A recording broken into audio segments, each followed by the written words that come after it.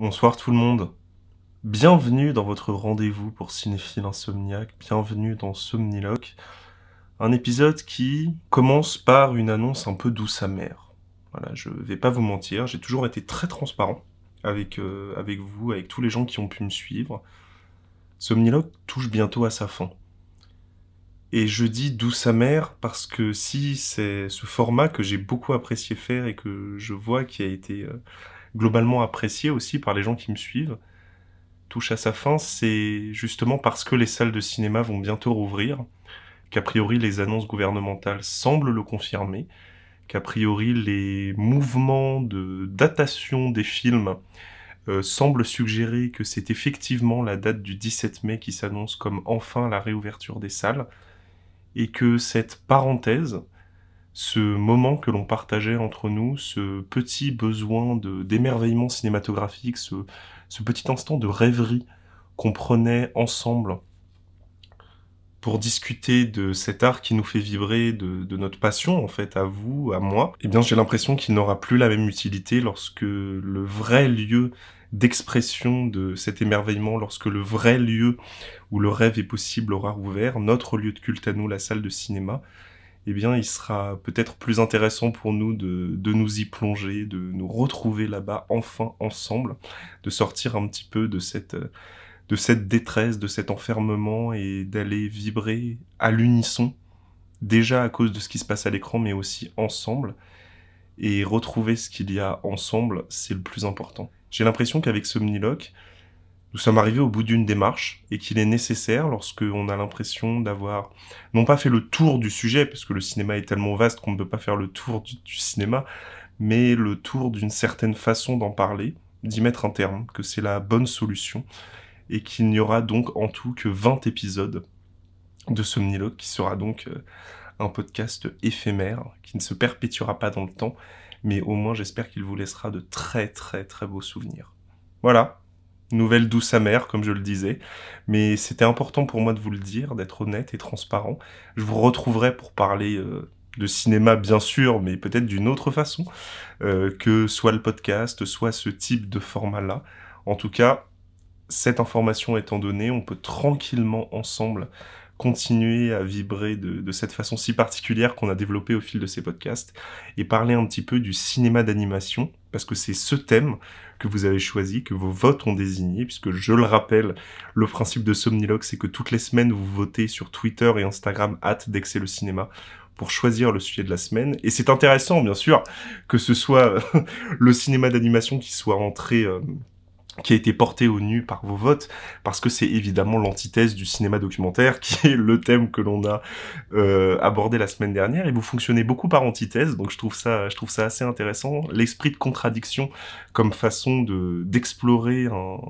un art sous tous ses aspects. Moi je trouve ça génial de voir comment est-ce que justement par cette négation-là, et c'est sur cet axe que je vais me concentrer dans cet épisode, en quoi est-ce que le cinéma d'animation est la négation même du documentaire, et en quoi justement parce qu'il est cette négation, et parce que le constat que l'on pose fait que ces deux arts coexistent, fait que ça rend le cinéma d'autant plus intéressant dans son caractère pluriel. Mais avant, il est peut-être temps, bien sûr, de remercier les gens qui me font des dons sur mon compte Patreon. Merci à vous de me soutenir, merci à vous d'avoir été là, merci à vous de continuer à être là pour me soutenir dans toutes les aventures que je peux vous proposer, que ce soit de la fiction, pour parler de cinéma ou autre. Il y a beaucoup de choses qui arrivent. Merci beaucoup de vos dons, ils me sont d'une très très grande utilité. Je disais l'antithèse du cinéma documentaire donc, parce que le thème que l'on a beaucoup abordé la semaine dernière, et aussi tout au long de ces podcasts, parce que c'est une thématique, vous l'avez compris, qui m'intéresse beaucoup, qui est celle de la vérité, de la réalité, de comment est-ce que une fenêtre comme le cinéma, comment est-ce qu'un médium comme le cinéma, c'est-à-dire quelque chose qui fait le lien, peut nous permettre d'atteindre la vérité, de retranscrire cette vérité, comment est-ce que la représentation peut justement s'effacer le plus possible pour incarner véritablement le sujet dont elle traite, et ne pas trop se manifester dans toute son artificialité, ce qui est quelque chose que personnellement j'ai toujours eu du mal à aimer au cinéma, lorsque un film revendique à fond son caractère artificiel et qu'il traite d'un sujet à prétention réaliste. Si le film, au contraire, a une démarche purement réflexive sur son propre médium et que donc il revendique son artificialité, ça ne me pose évidemment aucun problème, mais nous sommes alors dans autre chose que la réalité d'un vécu, la réalité d'une émotion, qui est quand même ce que le cinéma cherche majoritairement à faire, à transmettre une émotion, à raconter, et peut-être qu'on peut résumer justement ce geste-là, raconter, au fait de transmettre une émotion, au fait de faire partager à travers le caractère totalement a priori fictionnel, une certaine forme de réalité, de la recréer à travers les possibilités d'un médium. Et là où justement le cinéma documentaire a ça d'intéressant, qu'il se pose la question du rôle qu'il a à jouer dans la retranscription, le cinéma d'animation, lui, ne se pose absolument pas cette question, puisque le cinéma d'animation est un pur geste de cinéma, peut-être le geste de cinéma le plus pur d'ailleurs, qui peut exister, dans le sens où, de toute évidence, de toute façon, c'est le prérequis de cette technique de cinéma, le cinéma d'animation sera de toute façon artificiel. Il sera de toute façon un objet d'art et non pas une frontière entre le réel et nous, c'est-à-dire que lorsqu'on regarde un film d'animation, à aucun moment on peut se dire « j'ai l'impression que c'est vrai ». A contrario de certains films qui peuvent adopter une démarche naturaliste, qui peuvent travailler à un montage qui évince totalement la présence de la caméra, etc. On peut avoir ce sentiment-là lorsqu'on regarde un film filmé par une caméra, mais lorsqu'on est face à un dessin, lorsqu'on est face à une recréation, à un univers totalement artificiel, le summum même de l'artificialité qu'est le cinéma d'animation, on ne peut pas avoir cette impression-là, et pourtant, eh bien pourtant nous vibrons quand même. Pourtant, nous aimons voir les films d'animation, et j'adore personnellement les films d'animation. D'ailleurs, certains films d'animation sont parmi mes films préférés, notamment Princesse Mononoke de Hayao Miyazaki, que j'ai mis pour illustrer cet épisode, parce que c'est un film qui a été très important pour moi, qui l'est toujours, que c'est un des rares films aussi qui font partie de mes films préférés, je veux dire, qui continue de me plaire au fur et à mesure que je le revois. C'est-à-dire qu'il y a certains films qui ont besoin d'être vus dans une période précise, quand on est dans un état d'esprit précis. Princesse Mononoke, je peux le regarder n'importe quand et m'émerveiller, pas forcément des mêmes choses, mais m'émerveiller de la même façon à chaque visionnage. Et cette puissance-là, justement, qu'arrive à m'offrir le cinéma d'animation, c'est quelque chose que j'ai envie d'interroger ici, qu'on se demande ensemble dans cet épisode. Comment se fait-il que le cinéma d'animation, qui a priori justement est l'antithèse du réel, puisqu'il l'est dans les faits, peut parvenir à faire naître chez nous des émotions aussi vivaces et aussi intenses, sans nous répéter bien sûr, parce qu'on a déjà consacré un épisode à la question de l'identification au cinéma et du mystère du fait d'être projeté. Mais je pense que dans la spécificité du cinéma d'animation, on peut peut-être trouver la réponse dans une approche plus historique, en fait, de ce rapport particulier que nous avons à l'image, parce que le cinéma d'animation, posons les bases afin de pouvoir poursuivre un petit peu le processus de notre pensée. Le cinéma d'animation, c'est une image. C'est un dessin. Et même lorsque c'est animé par ordinateur, ce sont des images. Simplement, la méthode de dessin est différente, puisque c'est de la modélisation 3D, mais fondamentalement, il n'y a pas de différence, hormis voilà, la technologie utilisée, c'est-à-dire qu'on dessine en 3D au lieu de dessiner en 2D, mais ça reste du dessin. Et même si le processus d'assemblage des images est différent, le fondement même de ce qu'est le pictogramme de cinéma, en quelque sorte, c'est-à-dire l'image qui, multipliée par 24, donne 1 seconde et transmet le mouvement, reste le même. Et ce qui est intéressant, lorsqu'on regarde un petit peu l'histoire du rapport entre l'humain au sens général et l'image, c'est que notre volonté de représentation est évidemment d'abord passée par le dessin.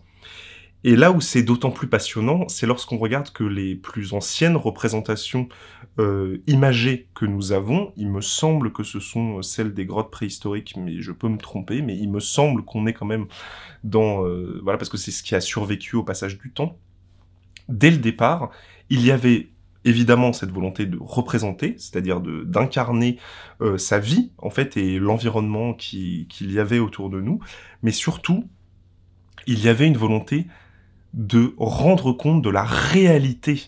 de ce que l'on dessinait en travaillant sur le mouvement. C'est quelque chose qui est très marquant lorsqu'on étudie notamment les grottes de Lascaux, si jamais vous n'avez jamais visité, que ce soit la grotte elle-même, maintenant on ne peut plus, mais sa reproduction, c'est absolument exceptionnel de voir cet endroit, parce que c'est un lieu déjà qui est porteur d'histoire, mais surtout quand on s'intéresse au cinéma, c'est un lieu qui est porteur de la naissance de toute l'importance qu'a l'image en mouvement, et notre volonté d'incarnation à travers l'histoire, et à quel point ça semble être au fondement même de notre espèce. Donc c'est quelque chose de très spirituel, franchement je vous recommande vraiment d'aller visiter cet endroit si vous en avez l'occasion, et ce qu'on remarque, c'est qu'il y a ce rapport au mouvement.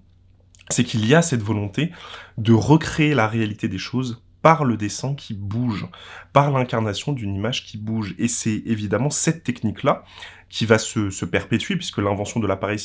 photographique d'abord, puis cinématographique dans un deuxième temps, n'arrivera que bien plus tard. Et on va d'abord travailler par l'image, et on considère d'ailleurs que toutes les techniques de mouvement par le dessin, c'est-à-dire comment est-ce que, en faisant bouger certaines images, on parvient à incarner justement une réalité qu'on ne pouvait pas, en tout cas à l'époque, incarner autrement, puisqu'aujourd'hui le dessin serait presque devenu autre chose, mais on peut considérer, historiquement parlant, que le dessin est l'ancêtre de la photographie, il y a justement, à travers des outils comme l'automatrope, par exemple, du Dr Paris, qui est commercialisé en 1825, et qui en fait est une surface plate et ronde, sur lequel, d'un côté, il y a, en général c'est un oiseau, et de l'autre côté, il y a une cage, et en fait, les deux côtés de la surface sont liés par une ficelle, et en fait, quand on tire sur la ficelle, l'objet tourne. Et donc, on a successivement les deux dessins qui apparaissent devant nos yeux, et si on fait tourner suffisamment vite, on a l'impression que l'oiseau est dans la cage, alors qu'a priori, donc, il n'y est pas. Et ou qu'il peut voler, ou qu'il y a un chien qui court, qui fait un mouvement, etc. Cette volonté-là, l'invention de ce jouet, parce que c'est quelque chose qui est très très important à saisir dans l'histoire du cinéma et dans l'histoire du rapport humain à l'image, c'est qu'il y a la dimension religieuse de l'incarnation par le dessin, mais que l'ancêtre du cinéma, parce qu'il y a l'obsession du mouvement, c'est d'abord le jeu. Ce sont des jouets, que ce soit donc, comme je le disais, le thaumatrope, mais aussi le zootrope, qui est un petit peu plus connu parce que ça a donné son nom à une boîte de production de très grands réalisateurs américains. Je vous avoue que leur nom m'échappe là tout de suite, mais il me semble que c'est George Lucas et Francis Ford Coppola qui ont une boîte de production qui s'appelle Zootrope, justement en hommage à cet objet qui était en fait une sorte de bol à l'intérieur duquel il y avait des dessins qui étaient peints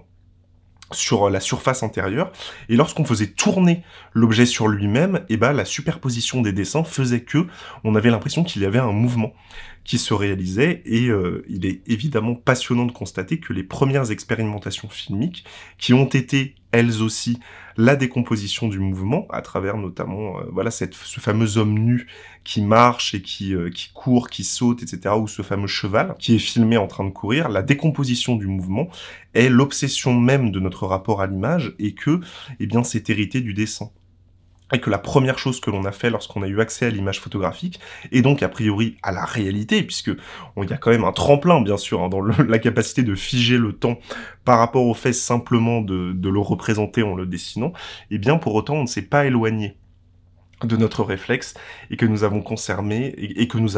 les mêmes a priori par rapport au sujet, qu'il s'agissait de le photographier ou de le dessiner. Mais ce qui est très intéressant, alors ça évidemment c'est le constat historique que l'on peut opérer avant l'invention du cinématographe, mais ce qui est très intéressant, c'est que lorsque le cinéma devient un art, justement déjà évidemment vous vous en doutez, tout de suite il y a des films d'animation. Le premier film d'animation a priori c'est un film de 1906 qui s'appelle Humorous Faces of Funny Faces de J. Stuart Blackstone, qui est un film d'animation dans la plus pure tradition de ce que l'on va continuer à faire ensuite. Mais ce qui est très intéressant, moi je trouve, si on fait une analyse un petit peu comparative et que on les considère comme deux arts différents, et que l'on considère que, pareil, ce sont deux arts qui ont évolué, qui se sont auto-inspirés, c'est que dans la mesure où le dessin et la représentation par le dessin étaient en avance sur le cinéma, cette avance, il va continuer à l'avoir, et en fait, on a dès le départ une inventivité formelle, que ce soit dans les mouvements de caméra, dans la façon de représenter, dans les univers dépeints à l'écran du cinéma d'animation, qui tout de suite est beaucoup plus important que ce qu'est capable, en fait, de rendre le cinématographe en tant que tel. Et ça, c'est quelque chose, moi, qui m'a toujours beaucoup marqué, et que je remarque comme étant un a priori lorsque je vais voir un dessin animé, un film d'animation. Lorsque je vais voir ce type de film, j'ai l'envie, j'ai le besoin de voir un art qui en fait est en avance sur nous. C'est-à-dire en fait au sens où moi je m'attache justement à filmer avec une caméra, je veux voir des mondes que on n'a pas encore réussi à recréer. Je veux voir des mouvements de caméra que l'on n'a pas encore réussi à reproduire. Je veux voir justement se déployer ce monde d'imaginaire total que nous peinons à retranscrire, et aussi peut-être que l'on n'a pas forcément la volonté de retranscrire, parce que l'objectif des deux arts sont très différents.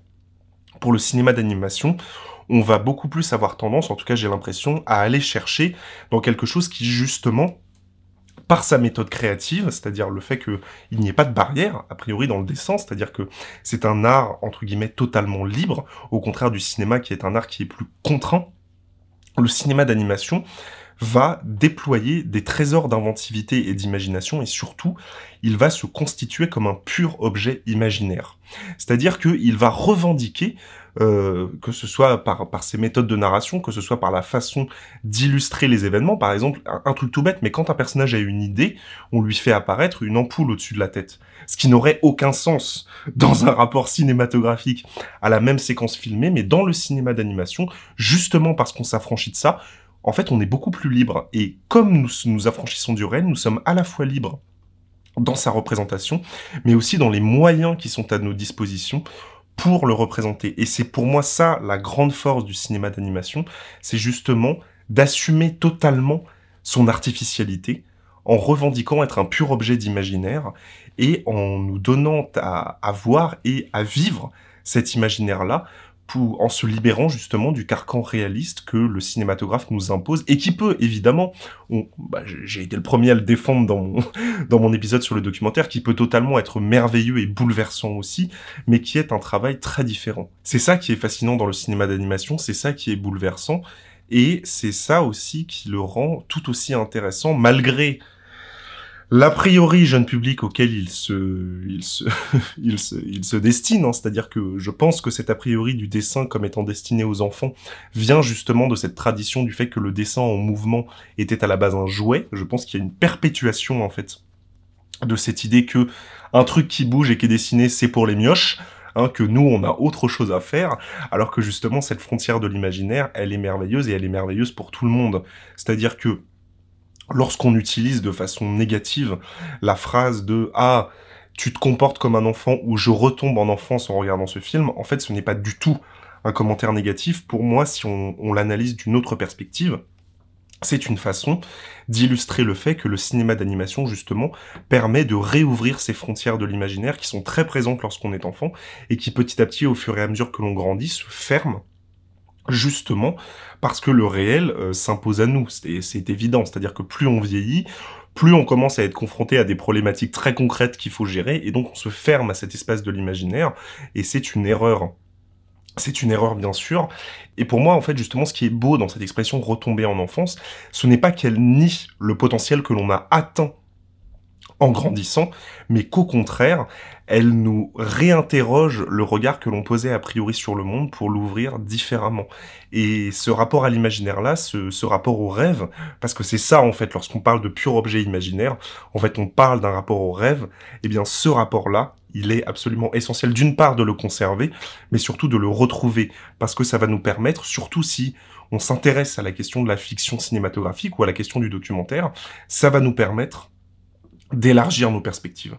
Et élargir ces perspectives cinématographiques, c'est ce qu'il y a de plus important. C'est ce qu'il y a de plus intéressant. Et de toute façon, même si a priori ces deux arts n'ont pas grand-chose en commun, le fait d'y avoir accès tous les deux de la même façon et de les interroger de la même façon nous permet de nourrir le rapport que l'on a au réel en nous inspirant de l'imaginaire. Parce que qui sait, les inventions d'un pur imaginaire nous permettent de réinterroger le réel avec peut-être plus de précision. Parce que la dimension onirique de l'homme, elle est tout aussi importante que cette dimension phénoménologique. Nos sens nous servent autant à appréhender le monde que notre monde imaginaire, que notre monde conceptuel, que les images qui naissent dans un monde de pur esprit. Et il est important de ne pas se couper de ça, parce que aimer ces deux dimensions-là du cinéma, c'est finalement être un être humain plein. Et je trouve que c'est une belle conclusion à apporter à cet épisode. Voilà, c'est ce que j'avais à vous dire sur la question du cinéma d'animation. J'espère que ça vous a intéressé. Peut-être que c'était une approche à laquelle vous vous attendiez pas trop, je sais pas, dites-le moi dans les commentaires. En tout cas, je vous remercie donc de l'avoir écouté jusqu'au bout. Si vous l'écoutez avant de dormir cet épisode, eh bien écoutez, faites de beaux rêves. Et éveillez justement votre imaginaire au processus onirique pour après l'appliquer dans les affres du monde réel. Et si vous l'écoutez en partant au travail, eh bien faites la même chose, mais à l'envers. Prenez conscience du réel qui vous entoure, de ce que le cinéma pourrait y apporter, et lorsque vous vous coucherez ce soir, vous réinterrogerez ce regard-là en le confrontant à ce que vos rêves ont à offrir. Merci à tous.